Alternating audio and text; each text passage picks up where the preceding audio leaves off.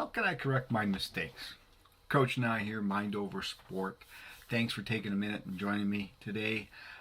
I get that question a lot, from athletes, but from parents and coaches as well. How can we help the athlete correct some mistakes as they move along in their game or competition? Now, we're all going through still the pandemic, trying to adapt to the social distancing, homebound restrictions associated with COVID-19. It's a work in progress for all of us, let alone for the young people and the young athletes who are suddenly again finding themselves cooped up in close quarters, facing demands of the remote schooling and having to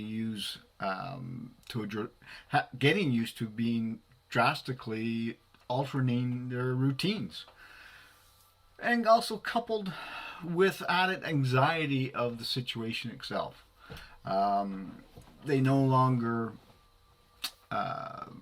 feel like they're wanted or needed, and they doubt themselves, and when they are working out or get back into competition, they aren't as sure about making the mistakes and being positive about it, because what we do, and we understand these challenges as a peak performance coach, we also greatly value the mistakes as an opportunity for self-growth. So when we speak with athletes, we suggest developing a positive and constructive approach to making mistakes is one of the defining attributes that separate those from excelling from what they do from those that do not. I, in fact, encourage our athletes to look at mistakes as opportunities for tremendous personal improvement. What makes this approach so impactful for a person and for personal growth is that we find that managing physical mistakes is the same as managing mental mistakes. So they should be treated the same way, or at least that way. Now, when we again talk to the athletes and the coaches and the parents, we explore and talk about two distinctive patterns for handling mistakes or overcoming mistakes that we find are helpful in aiding the athlete with mastering their approach. The first one is we call it the flushing mistakes. And it focuses on dealing with certain types of mistakes that should be addressed in real time. Okay? Then there's parking mistakes, which are teachable moments which we can provide to players at more of an opportune time and moments when they are more receptive to the feedback. So as we develop these new skills, or any new skill, we all go through a period of where things go wrong, things don't always go right. This is part of the learning curve as we perform in repetition to the mistakes or to the task at hand, and we will have mistakes as we go through this. So there's these types of mistakes that are natural blips in the process. The flush is particularly powerful mistake ritual. Its purpose is to allow athletes to forget the error quickly and move to the next opportunity without fearing consequences if they make another error. The more opportunities, the more quickly the skill will be learned and errors will be diminished. The way the flush works is when an athlete makes a mistake on the field or in the rink or wherever, a coach or teammate can simply put his hand or her hand above their shoulders and make a motion of flushing a toilet. Sounds silly, but it works. What this does is let the players act out a bigger trigger to mentally reset and put whatever mistakes they made behind them in a manner that they can relate to in the real world. This act of wiping the slate clean, as I call it, is critical to helping the player understand and get back physically and re-engage back on the field in a way that disciplined and freshly focused. The power of this mistake ritual has been well documented. Back in 2009, the flush played a major role in the Louisiana State University baseball title game. A young player named Ryan Schrent, after hitting a home run in Super Regional to beat, I think it was Rice University, went on to say, "I had two terrible at-bats previously, and I just flushed it." Boom. And he had a third at-bat and hit that home run. Now, there's going to be continual challenges and bumps throughout the next few months, and we're going to look at things that, you know, newfound realities at the home base, because we have a pause in the COVID pandemic here. So by making the flushing it part of your everyday mistake rituals, it can help provide so much needed relief and distance from the frustrations that may be out of the control, but no less distracting.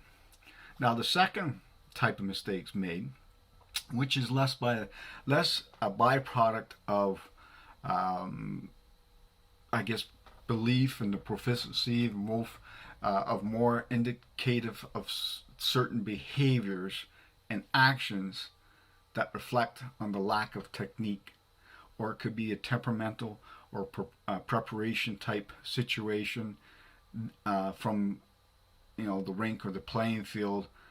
This requires a different approach. An example would be athletes that are not conditioned well enough, say, to run hard during the fourth period of a football game. These mistakes represent a teachable moment for the coach, where they can work with the athlete to correct the behavior and help them grow as a player. However, in the middle of a game, when tensions are high, this may not be the best time for a teachable moment. We have to remember this, coaches. This is where the idea of parking mistakes comes in. When a player makes a mistake in a game, you want to remember it so you can prepare the player for a better outcome the next time. A lot of coaches do this, and they try to do this, but sometimes they forget because of the tensions of the game. You make a note of the mistake without saying anything about it at the time. You park it, or make a mental note of it. This is where you remember it after the game, so you can address it in a practice. So when you think of the mistake later, you can try to understand. This is a key point here for coaches and parents. You can try to understand why the athlete made the mistake. So look back on this from the parked mistake. Why did that athlete make it, and how can we correct it? You know, it could be beforehand. It could be the play that the player made a mistake on. He wasn't mentally prepared for that, or it wasn't taught as well as the player could understand it. Factors that fall into this. But as a parent, managing these student athletes and so forth through this pandemic, parking mistakes can be valuable ritual to apply, especially when faced with long hours of self-teaching that were not designed for remote learning, which most student athletes aren't, and students.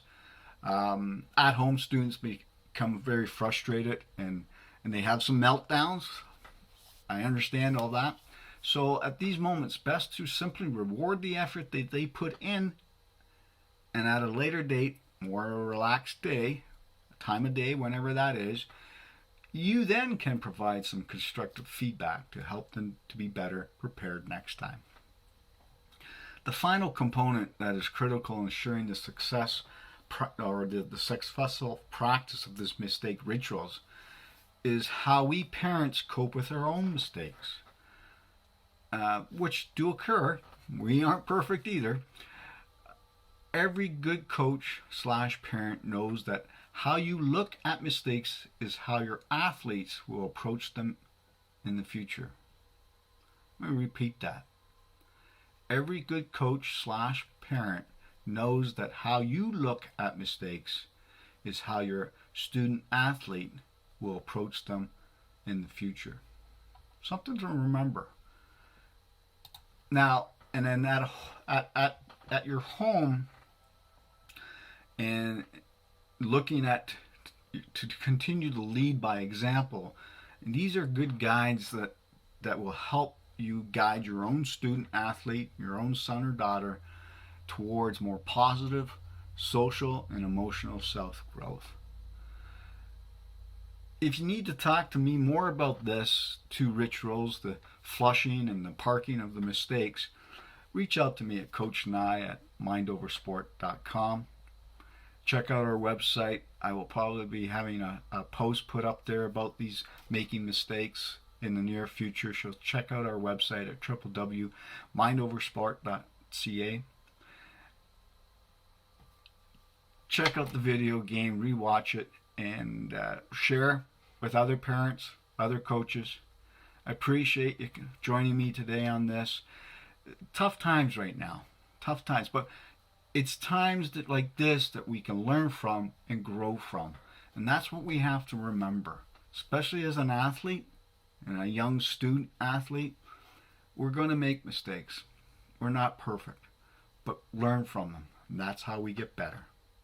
So until next time, be the change that you want to be out there and be determined to make that change. Thanks for joining me. Bye for now.